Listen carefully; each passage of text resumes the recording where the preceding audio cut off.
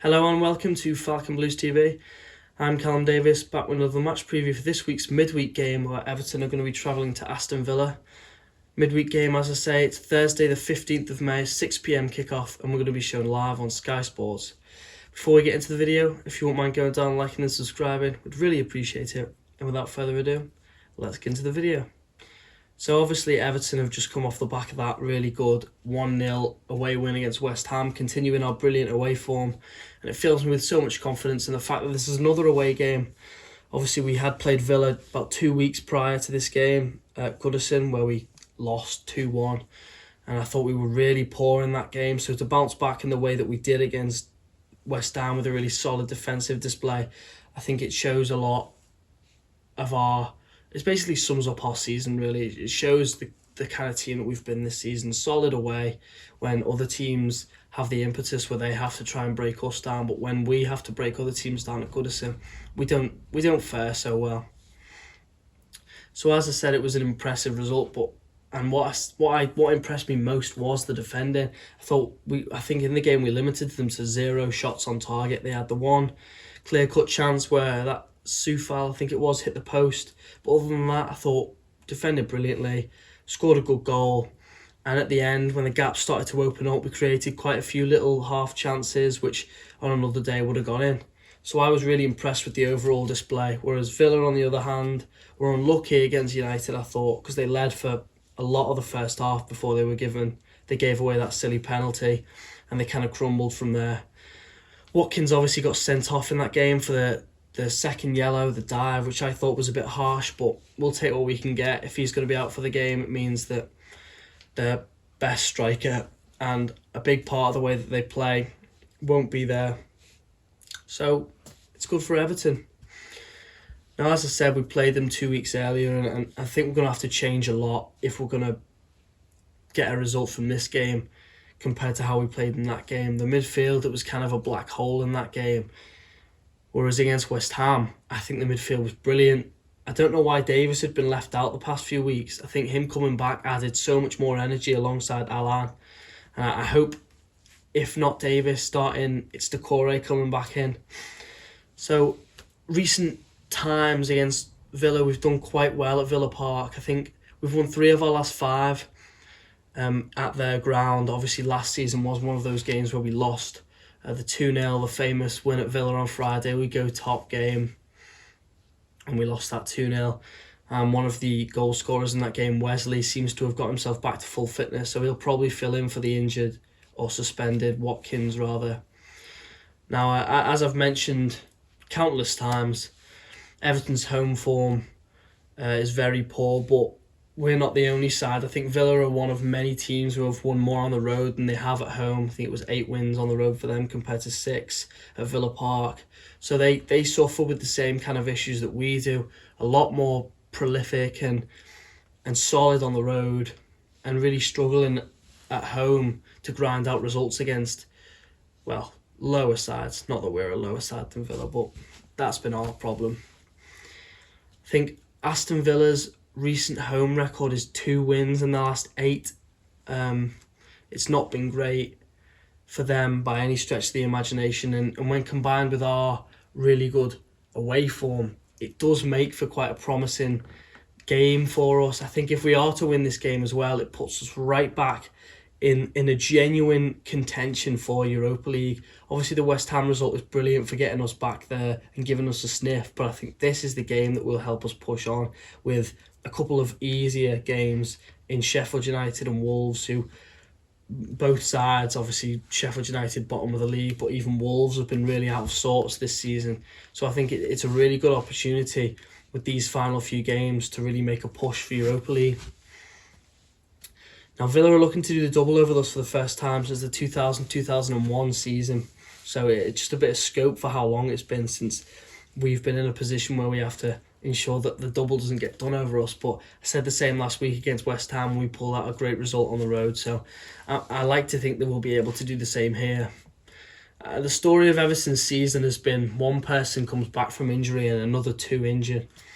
So it would be rude if we didn't follow that suit with the last 4 games of the season. Obviously, Decore managed to get himself back fit enough just to be on the bench against West Ham, an unused substitute. But Yerry Mina went off in that game, and James was unavailable because of the calf injury he picked up in the warm-up a couple of weeks ago. Ancelotti came out and said that neither Mina or James will be fit, but he likes to think that James will be fit for the Sheffield United game this Sunday.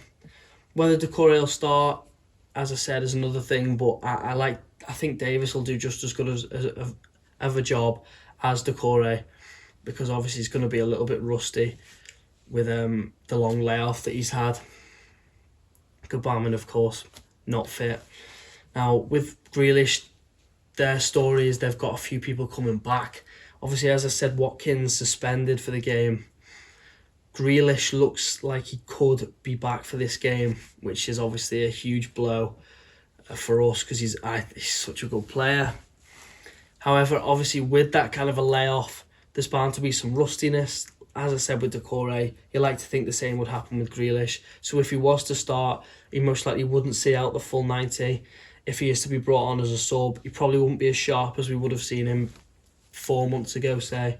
So I suppose we've got to take it with a pinch of salt. And another one who's back from injury looks to be that Morgan Sanson, central midfielder for them. I can't imagine he'll start because their central midfield's pretty nailed on with McGinn and Douglas Luiz, but it's another option for Dean Smith to play with when he makes the team.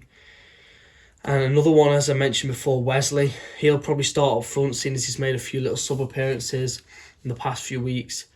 He'll have to fill in for the suspended Watkins, and Trezeguet is completely unavailable. So in terms of Everton's team, I think he will stick with the three at the back. He seems to favour that on the road. And with Mina out, it'll probably be a back four if you include the keeper of Pickford, Holgate, Keane and Godfrey. I think that should be enough to do the job. Wesley is a big unit and will obviously cause some trouble in the air, but I think Keane's more than capable of dealing with that. And then the speed, or more speed, of Godfrey and Holgate could probably deal with the trickier wingers that they have. A big issue that we suffered with, as I've mentioned, against Villa in the last game that we played, was just the gaping holes that we had in midfield. People weren't covering the space, and they had, I think it was Barkley had so much space in that midfield, and if he was a better player, then he might have done a bit more, but he left Everton, and it's not been what he wanted for him, so that's a shame. But yeah, I do think that we give too much space in the midfield, and I think that is a Goodison Park problem because of the way that we set up. I think Ancelotti still hasn't got it quite perfect, the way that he wants us to set up at home, and I'm sure that'll probably be changed with the fans coming back and another summer to get players in that he feels more confident in. So as I said, you'd imagine Alan will start, and then it'll be one of Doucouré or Davies in that other central midfield spot. Coleman and Dean will be on the wing backs, and then a front three of Sigurdsson, Richarlison and Calvert-Lewin. He seems to have picked back up his goal scoring boots, which is perfect time for it, really. Now Villa, on the other hand, I think they'll name a pretty similar lineup to the one that faced us at Goodison. Martinez just behind the back four of Cash, Konsa, Mings and Target. A pretty unchangeable back four, as is the two holding midfielders, McGinn and Douglas Luiz. And then obviously the three in front of them is likely to be similar to the one that faced at Goodison as well, because they don't have a great deal of options. Barkley will probably start in that 10 role, Traore on the right, and then if he's fit enough, Grealish should start on the left, but we're more likely to see El Ghazi, I think, who scored the winner against us at Goodison, and a great goal it was, to be fair. And then, as I've mentioned before, Wesley will probably start up front. Bit of a battering ram with a decent torture. He can finish. Don't want to give him a chance, but I do like to think that Keane will be able to compete with him physically throughout the game and keep him quiet. So what does it mean? Finally, we are getting this game in hand out the way. This massive hypothetical that's been looming over our season ever since it got postponed back in December or whenever it was. Now, the win versus West Ham, as I said, has brought us right back into contention for the Europa League. We're just 3 points behind West Ham, and this is the game in hand. So a win here could see us draw level with 5th place, with obviously lower on goal difference. It's crazy that we can have such bad spells like we have done over the past few weeks, and inconsistency, patchy spells, and still being with a chance of Europa League or pushing, the top 6. It's been a crazy season, and it would mean the world to me if we could finish it off with one of those good spells that would propel us into a much better spot than I thought we'd get 3 weeks ago. Obviously, if Villa were to pick up a win, they would go just 4 points behind us, and they'd gain on a lot of teams because this is also their game in hand. So it's more important for us, I think, in the fact that we still have quite a lot to play for. Villa are more than likely going to finish in a pretty respectable mid-table position after their campaign kind of trailed off in the middle of the season, coincided with Grealish's injury.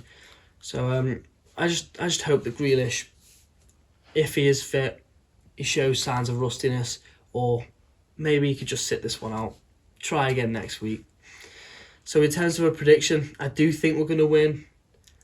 I think it won't be a high-scoring game. It never really is nowadays with Everton. Probably 1-0, 2-0, 2-1 maybe. I'd probably settle on like a 2-0, maybe grab a late goal. I say this every time, but every time I predict a win, we seem to lose.